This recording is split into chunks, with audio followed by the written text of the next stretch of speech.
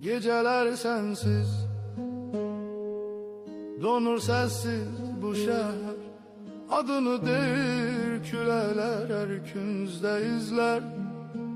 Yüreğimde kalan sesin susmur et zaman. Seni düşünmek benim en büyük günahım. Gözlerimde sen, bunu da bilmirəm. Her nefeste adını çəkirəm. Gözlerimde sen, gece ve gündüz sönmür bu yangın içimde deniz.